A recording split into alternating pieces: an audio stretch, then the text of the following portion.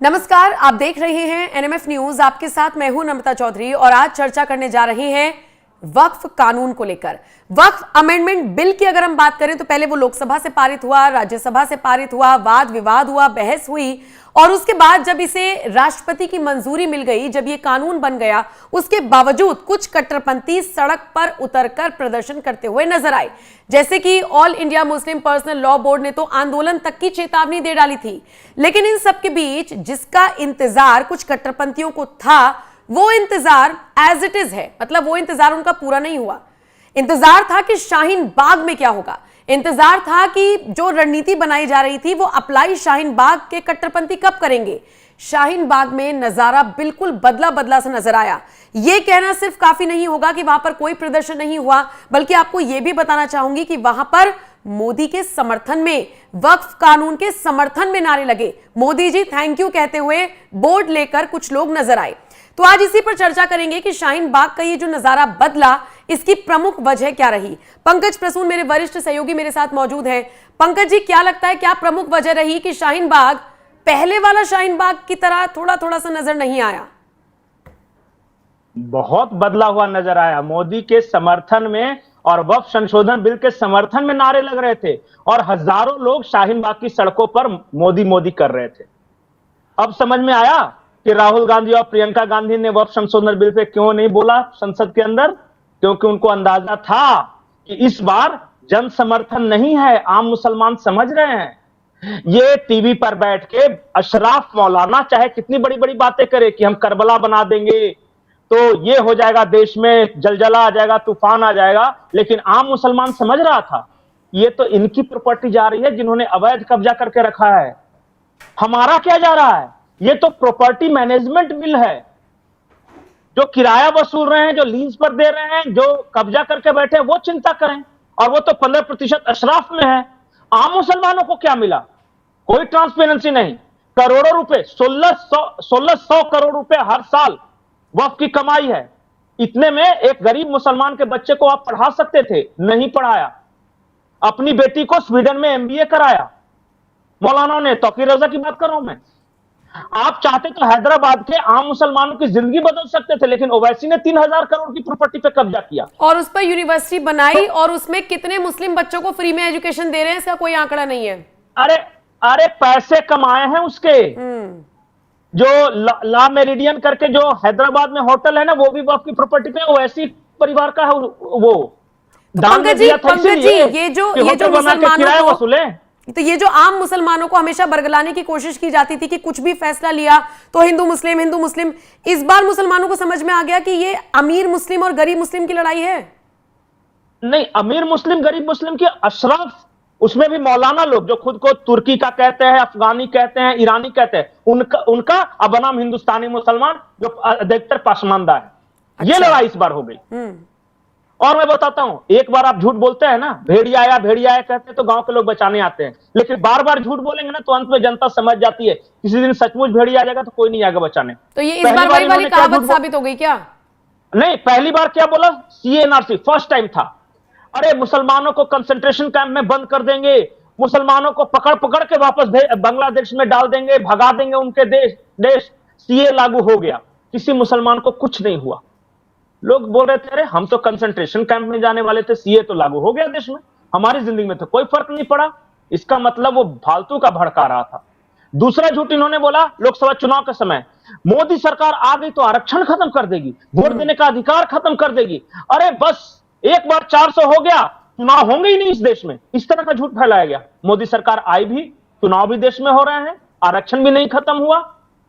या संविधान की जो लड़ाई चल रही थी कि संविधान को भैया खत्म कर देंगे ये लोग, नहीं खतरे में है, यही तो बता रहे थे ना झूठा। आ गए। अरे जिसको संविधान खतरे में अगर खत्म करना होता है तो पहला दूसरा कार्यकाल में नहीं खत्म करता, तीसरे के लिए इंतजार करता वो बेवकूफ। तो दूसरा झूठ, अब लोग धीरे धीरे बार बार के झूठ को रियलाइज करते करते थक चुके। इस बार क्या बोला? मुसलमानों संभल जाओ, तुम्हारी मस्जिदें चली जाएगी, तुम्हारा कब्रिस्तान चला जाएगा, जितने मजार बना के चला जाएगा। बाद में अब क्या है, जागरूकता भी तो बढ़ रही है, हाथ में मोबाइल भी तो आ गए। आम मुसलमान लग रहा है कि अरे एक भी मस्जिद का कुछ नहीं हो रहा है, मस्जिद की स्थिति एज इट इज रहेगी। मजार को कुछ नहीं हो रहा है। ये तो जो अवैध कब्जा करके वह प्रॉपर्टियों पे ये जो अशराफ मौलाना बैठे हैं ना, इनका जा रहा है, ट्रांसपेरेंसी बढ़ रहा है। हम जिसके लिए दान किए हैं उसका कहां पे खर्च हुआ, सरकार सिर्फ ये कह रही है कि सही जगह पे खर्च हो, तो हमारा क्या जाएगा इसमें? अगर ये जितने बड़े बड़े मौलाना माहौल बनाने की कोशिश कर रहे थे कि देश को करबला बना देंगे, एक बदरुद्दीन अजमल है, उसकी प्रॉपर्टी कितनी, हजारों करोड़, वो बांग्लादेश से आया था, यहां पे हजारों करोड़ का मालिक बन गया। दूसरा अबू आजमी, वो आया था यूपी के आजमगढ़ से, मुंबई में ऑटो चलाता था, 664 करोड़ का मालिक हो गया। ओवैसी 3000 करोड़ पे कब्जा करके बैठा है। तौकीर रजा की बेटी स्वीडन में एमबीए कर रही है, उसने वक्फ की जो प्रॉपर्टियां उसको किराए पे लगा के रखा है। तो ये देख नहीं रहे हैं क्या? अरे रावण के सोने की लंका जल रही है तो वानर सेना क्यों परेशान रहे?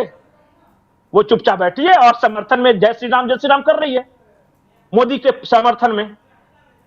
तो ये हकीकत है, पहली बार इनके लाख भड़काने के बावजूद, कट्टरपंथी मौलानाओं के बावजूद आम मुसलमान नहीं निकल रहा। दूसरी महत्वपूर्ण बात, कांग्रेस को यह बात पता थी, वो देखिए वो सब कुछ समझ रहा था, इसलिए पार्लियामेंट में इस बार हंगामा नहीं हुआ।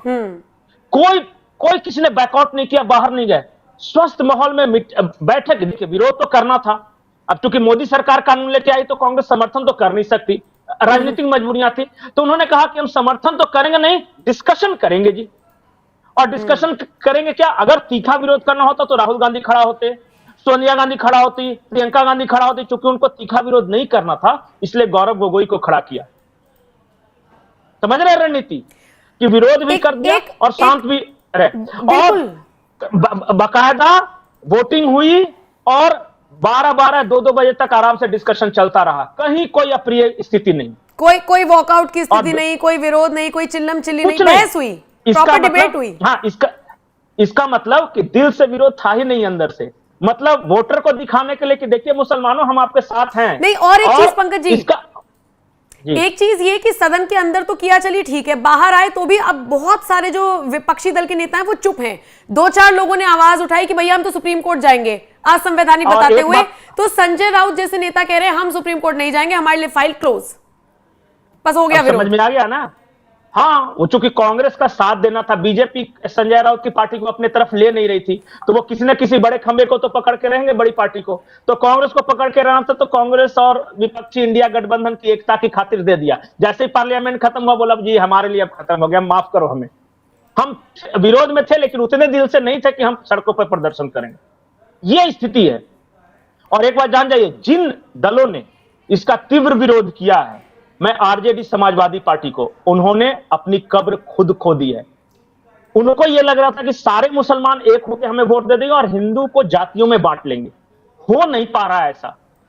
बिहार में चुनाव होने वाला है, पहला तो वहीं पे परीक्षा हो जाएगी कि वक्त का क्या असर हुआ है। देखिएगा, मैं भी बिहार घूम रहा हूं, वहां आम जो मुसलमान है ना, वो कह रहे हैं कि भैया मैं तो पंचर बना रहा हूं, मैं तो फलों की रेहड़ी लगा रहा हूं, मैं तो कबाड़ी बेच रहा हूं। मौलाना साहब का चेहरा लाल हो गया है थाका के गर्मी में। मैंने कहा कैसे? अरे उनको कोई दिक्कत नहीं, इतना किराया आ जाता है। तो ये नहीं देख रहा है क्या आम मुसलमान? असली मुद्दा है अवैध कब्जा, असली मुद्दा है उसके पैसे का हिसाब, जो कि अशराफ नहीं दे रहे हैं। आज जो भी कह रहे हैं ना कि वक्फ का हम विरोध करते हैं और ईंट से ईंट बजा देंगे या देश को करबला मरा देंगे, आज ओवैसी आके बोल दे कि मैं अपने वक्फ का हिसाब देने के लिए तैयार हूं, मेरे पास इतना खर्च नहीं देगा। वो दूसरे को भड़का रहा है कि अब्दुल बेटा पत्थर फेंक। अब्दुल कह रहा है कि ओवैसी साहब पहले अपने बाल बच्चों को बोलो पत्थर फेंकने, मैं काहे फेंकूं? मेरा घर बुलडोजर चलेगा तो आप बचाने आओगे क्या? बोला वो तो हम आज तक नहीं आए बचाने। बस हर फ्राइडे को ये हर मस्जिद में यही करेंगे कि बस इंशाअल्लाह जब वो इस्लाम जिंदा होता है करबला के बाद, तुम पत्थर फेंको। 2-4 बार फेंका, फिर देखा कि आस पड़ोस का घर टूटने लगा, बोला कि ये मौलाना हमको बेवकूफ बनाता है, अपना तो फेंकता नहीं है, हमको फेंकवा देता है। ये हो रहा है। मतलब आम मुसलमान को अब ये चीजें समझ में आने लगी है। नहीं, अब पॉइंट पढ़ रहा है ना वो। अब जैसे देखिए, आदिवासी इलाकों में वक्फ दावा नहीं कर सकता तो ट्राइबल खुश कि मेरी जमीन सुरक्षित। हिसाब किताब देना होगा, कहां जमीनें ऑनलाइन होगा, कितना आया खर्चा, कहां कहां खर्चा किया। तो आम मुसलमान इसलिए तो दान दिया था, वो लीज पे जमीन देने के लिए, किराया लगाने के लिए थोड़ी ना दान दिया था। और तीसरी बात कि जहां उंगली रख देंगे वो जमीन हमारी। बोला क्यों? सबूत माफिया हो, कागज दिखाओ। हाँ, अगर तुम्हारी है तो बताओ प्रूफ। तो बोला प्रूफ तो नहीं है जी, वो तो खो गया, बाढ़ में बह गया, बकरी चबा गई। तो बोला बकरी चबा गई तो जमीन गया तुम्हारा, जाओ। ये हो रहा था। तो यही स्थिति है, इसलिए नहीं होता। और शाहीनबाग ही नहीं, लखनऊ के मुस्लिम इलाकों में संशोधन बिल के समर्थन में रैलियां हुई, हैदराबाद में ओवैसी के गढ़ में रैलियां हुई, शाहीनबाग में रैलियां हुई। देखते रह जाइए आप। ये अल्लाह का इस्लाम बना मुल्ला का इस्लाम के बीच की लड़ाई थी, और इस बार thanks to Muslims of India अल्लाह का इस्लाम जीत रहा है, मुल्ला का इस्लाम हार रहा है। बिल्कुल। चलिए, शुक्रिया पंकज जी इस बारे में पूरी जानकारी देने के लिए। बाकी शाहीनबाग को जिसने पिछली बार जलाने की कोशिश की थी, इस बार मंसूबे कामयाब नहीं हो पाए, और उल्टा जो नजारा सामने आया वो बेहद दिलचस्प था, देखने वाला था, क्योंकि यहां पर मोदी सरकार के समर्थन में या वक्फ कानून के समर्थन में नारे लगते हुए दिखाई दिए। शुक्रिया पंकज जी, जानकारी दर्शकों तक पहुंचाने के लिए एक बार फिर से। और बाकी आप इस खबर को लेकर क्या राय रखते हैं, ये चर्चा आपको कैसी लगी, कमेंट सेक्शन में अपनी राय हमें जरूर दें। नमस्कार। पहुंचे हुए हैं और यहाँ पर आप लोग कर रहे हैं समर्थन में वक्फ बोर्ड बिल के, क्या कहें कानून के? बहुत खुशी की बात है कि आज यहाँ पर जो ओखला है, जिसको ओखला को बदनाम करने का काम किया गया था, और खास तौर से शाहीन बाग को पूरी दुनिया में बदनाम करने का काम किया गया था, और शाहीन बाग के बहाने मुसलमानों को और इस्लाम को बदनाम करने का काम किया गया था।